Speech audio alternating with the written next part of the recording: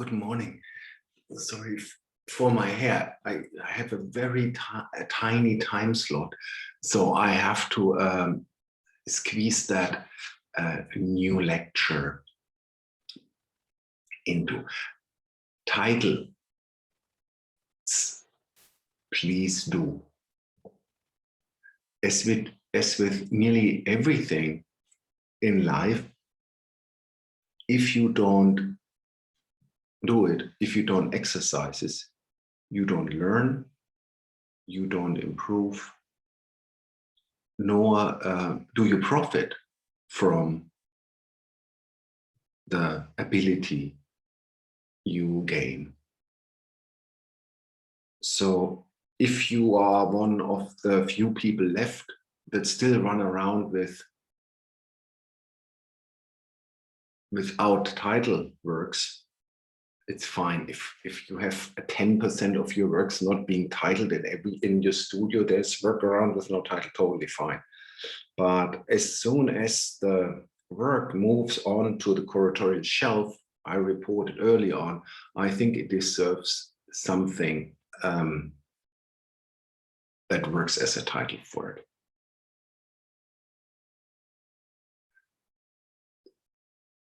I think the best thing, if you now start with titling, is to have a little booklet,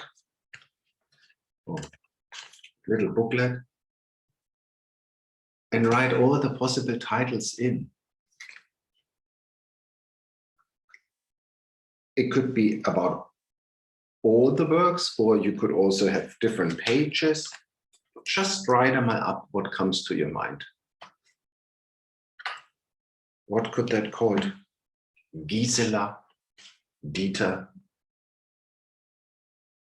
pillow, pole, castle, or something more abstract, affirmation. Yesterday I walked a sculpture by that was called, who wrote the Odysseus at the entrance of the city? Odysseus? I couldn't understand anything. So by just collecting them, you have at least a material you can work with. Because the titles with the material that you have choose and the possible content in mind, you have a package of communication. That needs to be kept in mind, that you actually try to communicate. Even if you fail, even if you want to refuse, this refusal is still a form of communication. Important. So let me try some examples, because that's the next thing you can do. You can take a sculpture, open your book, or sometimes you are already so lucky that the work in this kind of a painting out of the Alpha Magic series, that it has already something written on it. So that's, I think, the easiest case. Whether you call it Fura, or you call it actually Futura, that's up to you. Yeah, so that is obviously already done.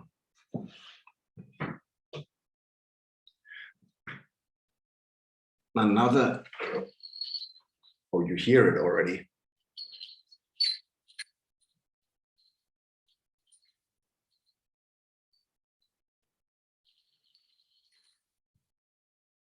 Church tower, or Klingelbingel. Even if it stands, this would clear to an audience what the title does. It speaks about the option it has through these spells. By you calling it church tower, it creates a congregation around it, or puts it in a landscape.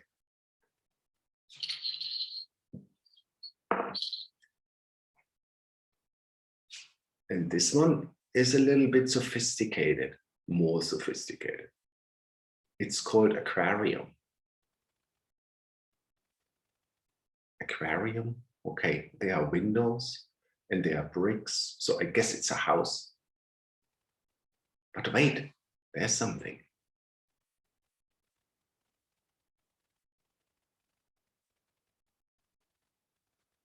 It's a delphine. And what is the aquarium called? Filled with delphines? Delphinarium. And now you have that standing thing, says it on the title, Delphinarium 2021. And you have suddenly something to operate with as an audience. I think that's the interesting part, yeah? That you invite your audience to give them a kind of a clueness, not impossibly entrance and a access point to enter the work. And then the different words together, they create also a kind of a landscape that can be discovered and can be discussed. And I think therefore titles, please do.